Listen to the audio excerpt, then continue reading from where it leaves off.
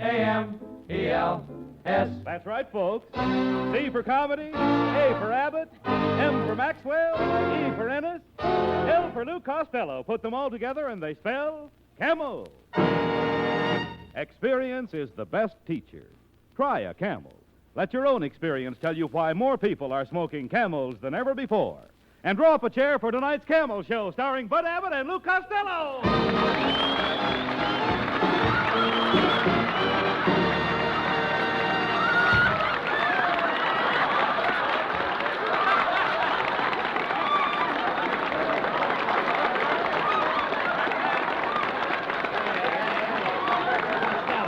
Costello, will you please put away that bag of popcorn and stop eating? All you do is eat. You're getting fatter every minute. I am not getting fat. Everybody says I'm getting slim as an eel. You're getting slim as an eel. Sure, when people see me, they say, "Here comes Costello. What a slim eel." Hey, Abbott, besides, I don't want to get fat. Getting fat is expensive. Oh, how can getting fat be expensive? Well, I got a battleship tattooed on my chest, and every time I gain 10 pounds, I got to put on another lifeboat. Oh. Don't talk sense. Just look at you. How'd you get that? Hey, how did you get that lump on your head? And all those bruises on your face?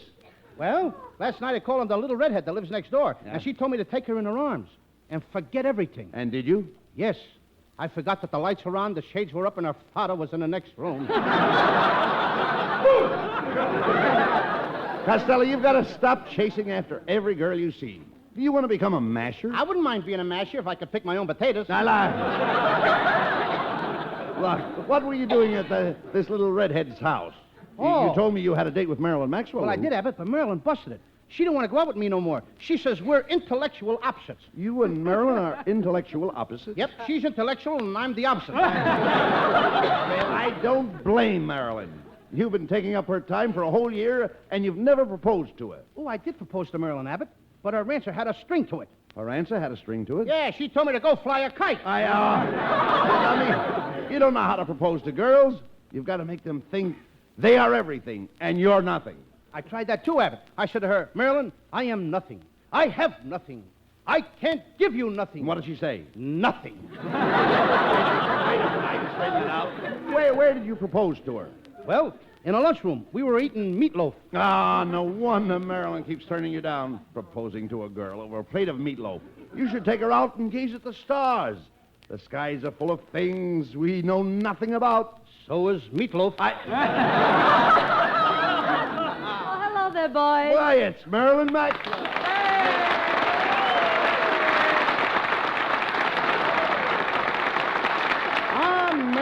Marilyn, my love, Marilyn. Come put your arms around me. Like this, Louis? Yes, now hold me tighter. Tighter. That's it. Just hold me. Okay. How long do you want me to hold you? For 30 days. If nobody calls for me, I'm yours. Well, I got the next line. Excuse me. Well, Marilyn. Marilyn, when I'm close to you like this, I can't seem to break away.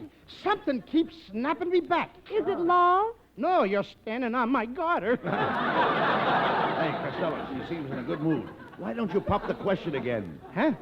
Okay. Pop the question again. Okay, Wait. Marilyn, you know how I feel about you. I don't know how to say this, but do you think that two people can live on $75 a week? Well, what are you talking about, Louis? I make that much myself. That's what I'm talking about. Oh, no, Louis. The man I marry must be romantic. Well, ain't I romantic? Didn't I come to your house Sunday night and bring you a big box of Cracker Jacks? Yes. Didn't I? Then you held my hand, and I held your hand, and then you held my hand again. Is that any way to make love? No, but do you know a better way to make a box of Cracker Jack last all night? Marilyn, I'll prove to you that I can really make love. I'll give you a real burning kiss that will set you on fire. All right, Louis, give me a real burning kiss. There. How was that? You better throw another log on the fire. Well, oh, gee. Did you hear that, Costello? No, Marilyn is not the girl for you. She's a nice girl and all that, but she's snobbish. Oh, yes. I mean, what'd you say? I said Marilyn's snobbish. She is not snobbish. She's an American just like you and me. Don't call Marilyn and snobbish when she ain't. No, I no, you dummy. I mean, she's snobbish. She's aloof. Make up your mind, Abbott. Is she snobbish or aloof? Oh, about 50-50. I'd say she was half snobbish and half aloof. Well, a half aloof is better than none. No. Costello, you're talking about a loaf. I'm talking about aloof. Marilyn is aloof. She's well-bred. How do you like that? Now Marilyn is a loaf of bread. The next thing you'll be telling me, she's a jelly donut. Oh, Costello, will you listen to me? I'm trying to describe Marilyn's character. Haven't you noticed how she goes about with perspicacity? Good. When did she start going with Percy Cassidy? No. Percy Cassidy is still going steady with Cynthia Rosenblatt. No, you idiot. Perspicacity is not a person. Perspicacity means a distinction. Anyone can have perspicacity. You have perspicacity. Therefore, you have distinctness. I got what? You have distinctness. You don't smell so good yourself. Stop that. I said you have distinctness. You are distinguished. Or, as they would call you in French, distingué. Could I have that again in French? In French, certainly. That French, you see, the French change the last two syllables. In English, it's distinguished. In French, it's stingé. Abbott, they don't speak French in Patterson. And everybody there used to call me Stingay. Hey, Stingay! Costello, you're impossible. Marilyn Maxwell is smart to keep away from you. It proves she's astute. Yes, it. Could I have the last one again? Astute. Astute. Abbott, astute all I'm going to stoot from you. I can't stoot anymore. Look, Costello, will you listen to me? When I say Marilyn is aloof, I'm not talking about a loaf. Aloof is a mark of character, like distinctness. And a person who is distinct has perspicacity, and perspicacity makes one astute. Oh, when you say aloof, you're not talking about a loaf. No. Aloof is a mark of character like distinctness. And a person who is distinct has perspicacity. And perspicacity makes one astute. Now you're in there pitching. I may be in there pitching, but the batter is knocking my brains out.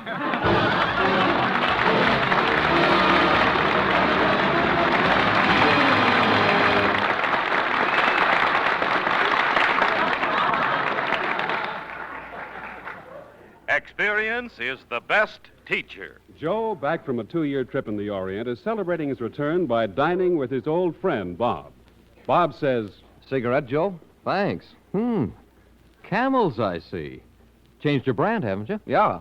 That was one time when a wartime shortage did me some good. You know, we were mighty short of cigarettes here during the war. True where I was, too. Well, like everybody else, I smoked any brand I could get. Tried them all, I guess.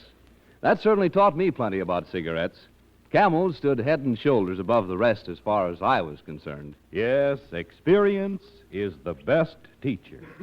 During the wartime cigarette shortage, when people smoked any brand they could get, millions learned the differences in cigarette quality. It was then that people's T-zones, that's T for taste and T for throat, compared cigarette after cigarette. Millions learned that Camel's rich, full flavor and cool mildness suited them to a T. The result? Today, more people smoke Camels than ever before. Experience is the best teacher. Try a Camel.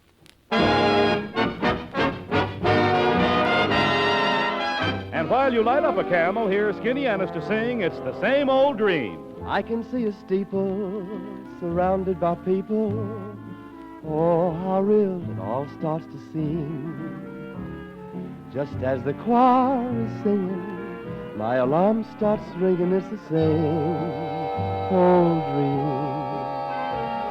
And then my thoughts inspire a scene by the fire in a cottage close by a stream. I know it all by heart now. We're about to part now. It's the same old dream. If you but knew how many times I pretend that I'm with you, I'm sure your heart would unbend. You'd see me through until my dream had a happy ending. I can picture clearly the things I love dearly. In the center you reign supreme. We kiss and I discover I'm a lonesome lover. It's the same old dream.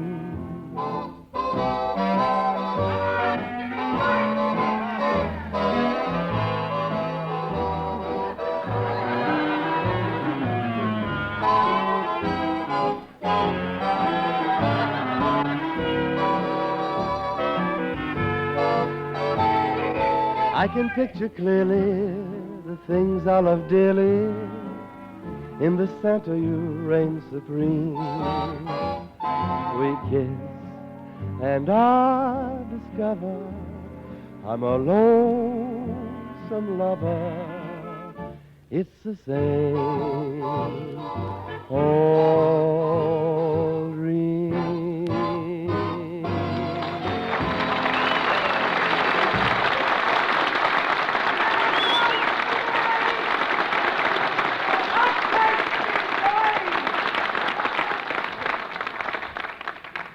Gee, Abbott, I've been talking to Marilyn and she turned me down again. Life means nothing without her. I don't care what happens. Costello, put that gun down. It might go off. I don't care. But it's pointed at me. That's why I don't care. Now listen to you, dummy. Atta boy, Skinny! Now, wait a minute. Listen to me, you dummy. You can win Marilyn by impressing her. She's impressed by celebrities. So all you have to do is become famous, get your name in the paper. I know what I'll do, Abbott. I'll start a fight with you. No, fighting with me won't get your name in the papers. At Ciro's? No, look. Stella, will you listen to me? To get into the papers, you've got to get... will you listen to me? I'm listening! I want to get your face in the papers. But you've got to get mixed up with somebody big. Okay, then I'll fight Joe Louis. You're not afraid of Joe Louis? No, Abbott, I'm not afraid of Joe Louis. Well. I'll go right up to him and I'll say, Joe Louis, put up your dukes. I ain't afraid of you. I'll knock your block off. That's what I'll say to Joe Louis. Through that little slit in my armored car. You talk sense, Costello. Now, look, if you want to become famous and get your name in the papers, you'll have to hire a publicity man. A man who will think up ways of getting your face before the public. How could he do that? Well, he might get all the bakeries to stamp your picture on all their soda crackers. Oh, no, he won't. I ain't going to have kids all over the country slapping peanut butter and jelly in my kisses. All right, come on, Costello. I'm taking you to the best publicity man in Hollywood. When he gets through publicizing you, Marilyn Maxwell will come to you on bended knees. Oh, yes. Yes, she will. Yes. Oh, boy, lead me to him. Yeah, well, no. Here's his office. Let's go in. Well, gentlemen, I'm Brown, the publicity man. The second most famous Mr. Brown in the country. Number 2 Brownie, they call me. As the bandit said when he stuffed a paper towel in his victim's mouth, anything for a gag. Now, what can I do for you? You can take that gag you stuffed in the victim's mouth and drag it over to Tom Brenneman. It's old enough to get an orchid. This guy must be writing for Fred Allen. Oh, quiet, Costello. Mr. Brown, could you think up a stunt that would make Costello famous overnight? Oh, yes, I've got just the stunt for Costello. It's never been done before. I'll have him sit on a flagpole. Wait a minute. Lots of guys have sat on flagpoles. At half-mast? Oh, no. You call that a publicity stunt? My Uncle Mike in Patterson played a game of poker with a TWA hostess while sitting on the wing of a plane going to Honolulu. Clipper? Yes, he beat her out of a few bucks. Mr. Brown, don't you have some sensational stunt that Costello could do? Oh, yes, indeed. As the doctor said when he slapped the newborn baby, this will open your eyes. Costello, I'm going to have you jump off the Golden Gate Bridge. Oh, what a stunt. I can see you now. You're standing on the rail of the bridge. That ain't me. Now you're all poised to make your leap. That ain't me. A crowd gathers to watch you, and suddenly there's a loud scream, and a man faints. That's me. Abbott, get me out of here. Costello, calm yourself. Mr. Brown will think of something. Yes, I don't want to go around the world. Quiet. Oh, and listen, as the mailman said to the lady with the measles sign on her house, you've got something there. As you boys know, Milton Reynolds holds the record for flying around the world in an airplane. Now, Costello, you're going to break that record. Tell me, have you had any experience in the air? Oh, sure. During the war, I was an ace. I destroyed 19 planes. Costello, you destroyed 19 planes. I could never get those darn things off the ground. Well, Costello, if you will pilot a jet plane around the world in record time, you will be the most famous man in the history of aviation. Think of it, Costello. You'll be a hero. Marilyn Maxwell will throw herself at your feet. She'll adore you. Abbott, I'll pilot that plane around the world on one condition. I'll have to have 2 saxophones, a banjo, 3 trombones, and a piccolo in the cockpit with me. What for? I fly by instruments. Well, Costello, get yourself a sponsor with plenty of money to pay for the plane and finance the trip, and I'll see you at the airport tomorrow. Okay, Mr. Brown. Goodbye. Where are we going, Abbott? Well, we're going to see Mrs. Wetwash and get her to sponsor your trip around the world. She's the only one we know who's loaded with money. She's got plenty of the long green. She's She's got a few of the long red ones, too. Hanging on a clothesline. All right, never mind that. Knock on the door and see if she's home. Oh, well, hello there, Mr. Abbott. My, I wonder why the butcher left the tub of lard on my front porch. Oh, pardon me, it's Costello. Mrs. Wetwash, I wish you hadn't said that. I was just telling Abbott what beautiful hair you've got. Oh, thank you. Did you notice the little white ribbon in my hair? Oh, is that a ribbon? I thought it was a price tag. That was very funny, Costello. Why don't you go over to the ostrich farm and show the big birds what a real egg looks like? I love to see you laugh, Mrs. Wetwash. Your teeth sparkle so. Oh, they should. I see my dentist twice a year. Yes, one for each tooth. Cut that out, Costello. Mrs. Wetwash, Costello is going to fly around the world as a publicity stunt, and we'd like to have you finance the trip. You know, be Costello's sponsor, like. What's the matter? Did the camel people finally get wise to him? Please, Mrs. Wetwash. I gotta make that trip. I gotta become famous. If you put up the money, I'll give you my personal note. Oh, very well. I'll loan you the money. But I'll bet you don't pay me back until I'm 60. Abbott, she wants the money back in 3 days. Quiet, Costello. Mrs. Wetwash, make out the note and Costello will sign it. Oh, very well. Well? I promise to pay Mrs. Winifred Wetwash $10,000. There you are, Costello. Just sign your John Hancock on this line. My what? Your John Hancock. I'm John Hancock? Mrs. Wetwash, don't you know me? I'm Lou Costello. Oh, I know you're Lou Costello. All I want you to do is sign that note. Okay, I'll sign it for a minute. I thought you didn't recognize me. Oh, quit stalling. Sign your John Hancock on that note. Abbott, call for the police. What for? This woman is deliberately and with molasses afterthought attempting to inveigle me into computing a felony. How can you say that? How can you say that? It's easy when you don't know what you're talking about.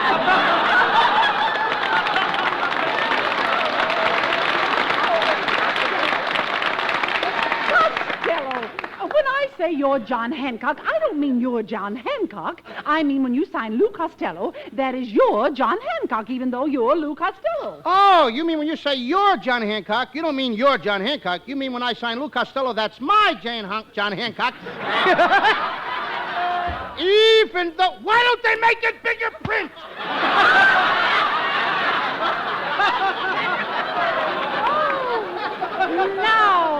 Now you're cooking with gas. Well, I may be cooking with gas, but somebody keeps blowing out my pilot light.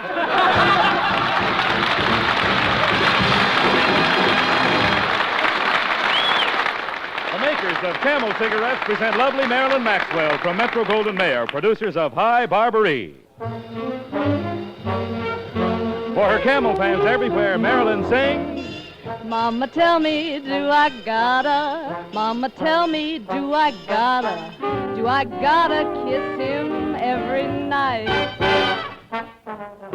Mama, tell me what is proper. How did you react to Papa? You should know, 'cause Ma, you did all right. If I play hard to get, will I lose him? When he wants a kiss, should I let or should I refuse him? Mama, tell me, do I gotta? I don't want my dreams to totter. I don't want this love of mine to skip. So, Mama, let me kiss him, 'cause I did.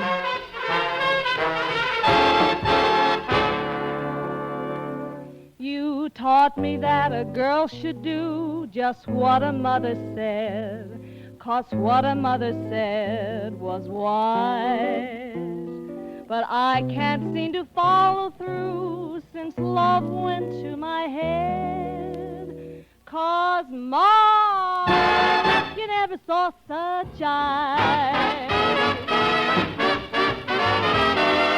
If I play hard to get, will I lose him? When he wants a kiss, should I let or should I refuse him? Mama, tell me, do I gotta? I don't want my dreams to totter. I don't want this love of mine to chill. Oh, Mama, I'm such a fool, but they don't teach that in school. Mama, do I gotta kiss him? All right, I will.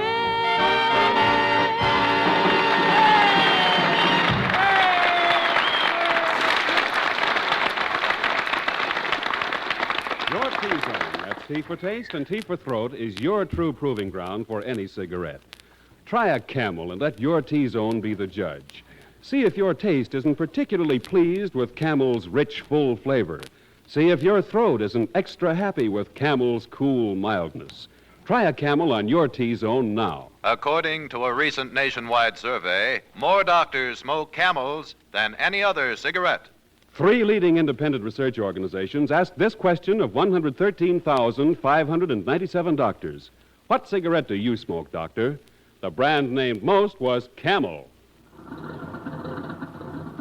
Hey, Costello. I've been looking all over the airport for you. I hope you picked a good, fast plane for our trip around the world. Abbott, I got a real fast plane. Last night I tested it out, and it went 200 miles an hour. 200 miles an hour? That's not fast. I know, but today they're going to put in the motor. You idiot. I don't know why I'm going on this trip with you. You know absolutely nothing about airplanes. I do, too. I worked in the airplane factory during the war. I used to put girdles on P-40s and make them into P-38s. No. When did you put girdles on airplanes? During the Battle of the Bulge. Yeah, I mean, this is a very important flight. Now, we've got to beat Reynolds' record. Get your name in all the papers and make you a hero in Marilyn Maxwell's eyes. We're taking off in a few minutes. Have you checked all the equipment? Yes, it's all in the plane. I got the altimeter, the velocimeter, pressure meter, and a pair of pink tights. What are the pink tights for? I want to look nice when I'm coming down the runway. Hiya, fellas. Hiya, Skinny. Hiya, Skin. Skinny, we're about to take off on a trip around the world. Costello is going to try and set a new record. Well, that's good. I'm just about to take off myself on a solo flight. If you're going up in a plane, what are you doing with that big can of maple syrup? Oh, I always take that along in case I have to make a pancake landing. Hello, Fatso. Hey, Abbott, did you hear that? He takes syrup along for a pancake landing. Wasn't that a waffle joke? No, what? We've got to get him some better jokes. All right, look, shut up. Hey, here comes one of those women reporters. She probably wants an interview. Well, if it isn't Mr. Abbott and Mr. Costello, you fought little Mon, you. Well, miss, I suppose you're here to interview Costello. Yes. I write aviation articles for Collier's magazine. Collier's magazine? Oh, Abbott, you know what Collier's magazine is. That's a publication like Look, Pook, Klook, and Reuters Digest. My, isn't aviation enchanting? I'll bet you're anxious to hope out for Africa in your Stratoloner. No, I'd rather be booping a loon in a groohoon boos to Cucamoongoo. Well, bon voyage. I must be dashing off. As we say in Spanish, Yura mañana usted paracuta en la vista tuyo. And your mother's busted parachute in the kisser to you, too. There you are, boys. I've got everything arranged for your trip. What a publicity stunt this is going to be. I telegraphed to the mayor of New York, and the people are getting ready for you to fly over the city. What are they doing? Taking down the Empire State Building. Wait a minute, Costello. Why have you got your goggles around your neck? Doctor's orders, Abbott. He told me to goggle my throat. No, quiet, Costello. Look, they're waving the starting flag. Come on, let's get into the plane. Control tower to the Lou Costello jet plane. Runway 4 is clear for your takeoff. Costello, flip that switch and answer the control tower. Okay. Costello to control tower. We're ready for the takeoff. Roger. Lewis. Come on, Costello, start the motors. We're on our way. Costello, we're not moving. There's something wrong. I'll check it, Abbott. I found a trouble. What's holding us back? Is it the motors? Nope. There's a piece of chewing gum stuck under the left wheel. Costello, boy, we're climbing fast. This plane can really travel. Control tower to jet plane. What is your altitude? 50,000 feet. Roger. Lewis. Hey, Abbott, it's getting kind of chilly in here. Would you take the wheel a minute? I'll be right back. Where are you going? I'm going to climb out there on that wing and turn off one of those big fans. Fans! Get back here, you idiot. That's the propellers. Control tower to jet plane. State your position. I'm the comedian on a camel show. No. Oh, you dummy. He wants to know the position of the plane. Check your compass. Oh, I get it. Jet plane to control tower. We're flying due east. Due east? Roger. Lewis. Lewis? What's that guy think I am, a jerk? Roger. Lewis? I'm glad I straightened that out. Costello, are you sure you laid the course route right? Better check your charts and see where we are. Okay, Abbott. This looks strange. Hey, Abbott, could you lend me a couple of bucks? What for? According to my figures, we're right in front of the $2 window at the Hollywood Park. Oh, you're nuts, Costello. That's impossible. At the far turn, it's Bonnie B in front, Little B for a second. I.J. Fox is coming up fast on the inside. Hey, turn off the radio, you idiot. Now keep the plane on the course. Keep the throttles open. I'm going to take a nap. And don't call me unless you need me. Hey,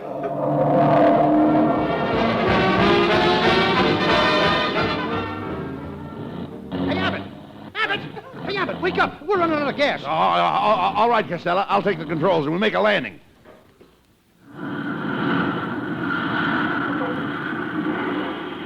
All right, Costello. Jump out and let's see where we are. Hey, Abbott, just as I thought, we're lost. We're lost in a strange land. My, this is a peculiar-looking place. Look, there's something moving over there. It's a native. Question him and see if he can find out what country this is. Okay. Hey, you. Me, Costello. Me fly great airplane around the world. Me lost. Could you tell me what strange land me in? You're in Glendale, you jerk. Hey, Abbott, we made it. We're back. We're in Glendale. Yeah. Hey, look. Here comes Mr. Brown, our publicity man. Well, Costello, I want to congratulate you on your magnificent achievement. You have made a great contribution to science. You mean I've flown around the world in the shortest time? No, but you went from Los Angeles to Glendale in the longest time. Think of it, 67 hours to go 3.5 miles. Did you hear that, Abbott? It only took us a half hour longer than the Glendale bus. Oh, get him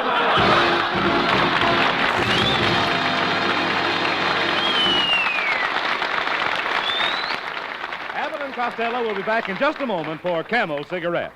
During the war, the makers of Camel cigarettes sent a total of more than 150 million free Camels to our fighting men overseas. Now free Camels are sent to servicemen's hospitals instead.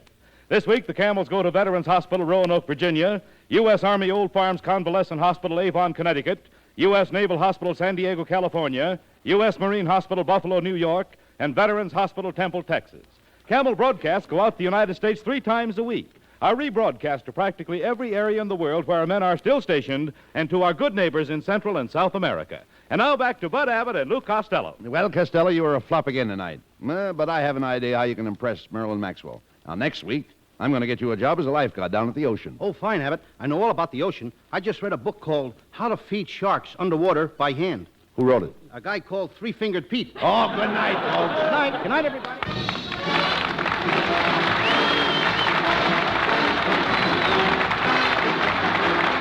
Listen again next Thursday night and hear what happens when Bud Abbott and Lou Costello get a job as a lifesaver. We don't know what flavor they'll be, but a lot of things can happen, so don't miss it.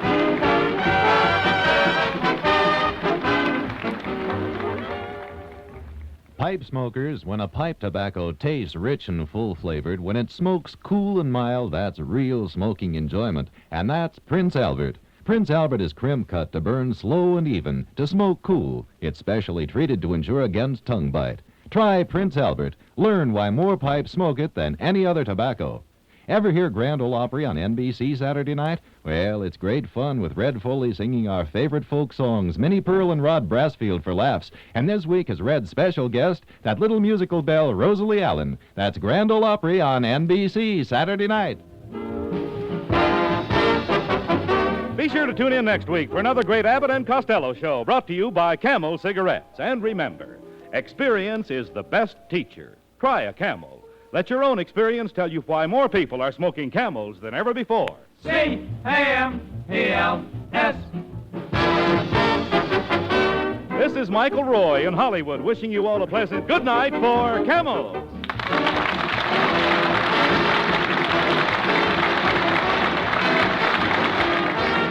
Stay tuned now for the Eddie Cantor Show. This is NBC, the national broadcasting company.